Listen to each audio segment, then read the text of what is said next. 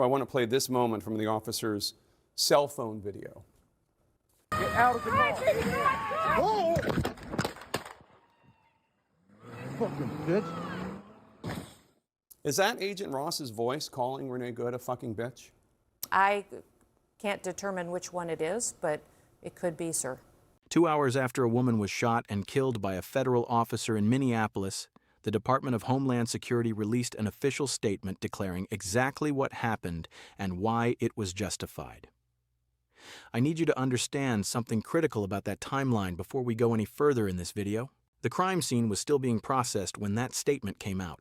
Evidence was still being collected by investigators on the ground, and yet somehow, the head of DHS already knew enough to announce definitive conclusions to the entire nation. That's not how investigations work. That's not how truth-seeking works. And what you're about to see in this breakdown of Jake Tapper's interview with DHS Secretary Kristi Noem reveals something far more disturbing than a single shooting in Minneapolis. You've also been criticized for your comments. The shooting, we should note, was Wednesday at 10:37 a.m. Eastern. Just over 2 hours later, the Department of Homeland Security put out a statement definitively asserting what had happened, defending the ICE agent, accusing Renée Good of domestic terrorism. That's a characterization that you reiterated in a press conference half an hour later. Now, Republican Senator Thom Tillis said, quote, "It was very unusual to have a senior law enforcement official to draw a conclusion about an event where the scene was still being processed.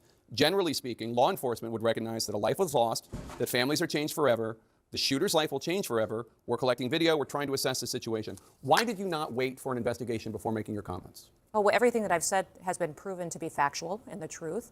This administration wants to operate in transparency. I have the responsibility as the Secretary of Homeland Security to know this information as soon as possible. Had just been in Minneapolis the day before, had already had conversations with officers on the ground and supervisors, and knew the facts, and decided that the department and the people of this country deserve to know the truth of the situation of what had unfolded in Minneapolis. But with all due respect, Secretary, the first thing you said was, quote, "What happened was our ICE officers were out in an enforcement action. They got stuck in the snow."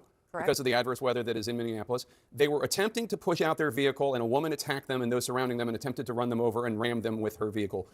That's not what happened. We all saw what happened. It absolutely is what happened. Those officers had been out in enforcement action. A vehicle had been stuck. They had come to help get that vehicle out. That's when this individual started blocking traffic for minutes and minutes. You said that the woman attacked them and surrounded them and attempted to run them over and ram them with her vehicle. When Republican Senator Thom Tillis, not a Democrat, but a Republican, publicly stated that it was very unusual to have a senior law enforcement official draw conclusions about an event while the scene was still being processed, he was pointing to something that should concern every single American, regardless of their political affiliation. The shooting of Renée Good occurred at 10:37 in the morning Eastern Time, and roughly 2 hours later, the Department of Homeland Security had already told the American public what they needed to believe about this incident. Now, here's where this gets even more troubling, and I want you to really sit with this information for a moment. During that same time frame, DHS labeled Renée Good a domestic terrorist. And once you attach that label to someone, something very convenient happens for the people who need to justify what they did. The label does the work that evidence should do, because now anyone who asks questions about what actually happened isn't seeking accountability. They're defending a terrorist, and that framing shuts down legitimate inquiry before it can even begin. Secretary Noem kept telling Jake Tapper to watch the videos and see how quickly everything unfolded, but here's the problem with that defense, and this is something the administration clearly hoped nobody would examine too closely. 3 shots were fired during this incident, 1 through the windshield and 2 through the side window, but the officer had already moved from in front of the vehicle by the time shots 2 and 3 were fired.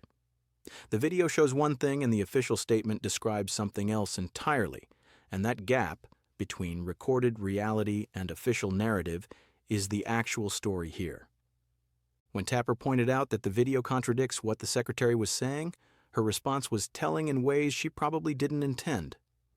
She pivoted to talking about law enforcement officers facing difficult situations and making split-second decisions. But that talking point exists specifically to avoid addressing what the video actually shows. If the evidence supported the official story, you wouldn't need to hide behind generalizations about how hard police work is. You would simply point to the evidence and let it speak for itself. Secretary Noem said something during this interview that I want you to remember because it perfectly captures the contradiction at the heart of this entire situation. She said this administration wants to operate in transparency and give the public the information they need so they can have the truth as soon as possible. That sounds reasonable until you consider what was actually happening behind that claim of transparency. The administration withheld information about Officer Jonathan Ross having prior incidents of aggressive conduct, and they withheld this while simultaneously claiming they had already given the public complete and truthful information about the shooting.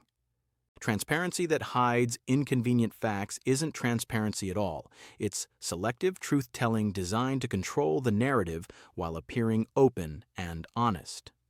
When you claim to be transparent while actively concealing relevant information about an officer's history, you're not giving people the truth. You're giving them a carefully constructed version of events that serves your purposes.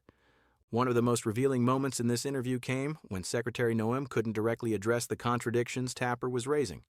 Instead of providing substantive answers, she called him a crazy activist, trying to undermine their way of life. Jake Tapper's response was perfect in its simplicity when he said he was just asking a question, because that exchange demonstrates exactly how this deflection pattern works in practice. When you cannot defend your position with facts, you attack the person asking the questions, and when you can't deny what the video shows, you question the motives of anyone who points out what everyone can see with their own eyes. Outrage fills the space where answers should be. Indignation becomes a substitute for evidence when the evidence doesn't support your claims. This is not a partisan observation. This is a pattern that anyone paying attention can recognize regardless of which side is doing it. Now I need to address something that Jake Tapper brought up during this interview that deserves its own examination because it exposes a contradiction that the administration has never adequately explained. President Trump pardoned every single January 6th participant, including the ones who violently attacked law enforcement officers. We have video footage of Trump supporters beating police officers during that event. When Tapper pointed out that there appears to be a different standard for attacks on law enforcement depending on whether the attackers support Trump, Secretary Noem's response was essentially that if people don't like it, they should go change the law. But that completely sidesteps the actual question being asked, which is, why does equal enforcement of the law seem to mean different things depending on who's being accused of breaking it? You cannot credibly claim to enforce all laws equally when you've pardoned people who beat police officers while simultaneously labeling others as domestic terrorists within hours of an incident. The rush to certainty in this case tells us something important about the priorities of the people making these announcements. I think most viewers understand this intuitively, even if they haven't articulated it explicitly. When officials need conclusions fast, before investigations can generate inconvenient facts, it's because evidence threatens the narrative they want to establish. If you're confident that a thorough investigation will support your version of events, you wait for that investigation to conclude before making definitive public statements because the investigation becomes your strongest argument. But if you suspect that a careful examination of the evidence might raise uncomfortable questions, you announce your conclusions immediately. Get everyone committed to a particular story, and then frame any subsequent contradictory evidence as attacks on law enforcement rather than legitimate accountability. There's something valuable to learn from watching how Jake Tapper conducted this interview, and it applies to anyone trying to get truthful information from people who have reasons to avoid giving it. Sometimes the best technique is simply letting someone keep talking, because defensive responses leak information that people meant to hide. The longer someone speaks while avoiding direct answers, the more obvious that avoidance becomes. Tapper would play video evidence and ask Secretary Noem to address what it showed. When she pivoted to talking points about training and difficult decisions, he would circle back to the specific question she hadn't answered. He cited specific timelines and facts rather than accepting vague claims, and he noted when criticism came from both parties to undercut the partisan dismissal she kept attempting. This is what accountability journalism looks like, and it works because it doesn't allow the subject to control where the conversation goes.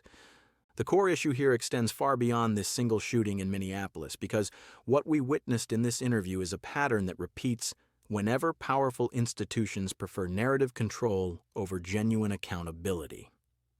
When officials announce conclusions before investigations finish, they're not seeking truth. They're controlling the story.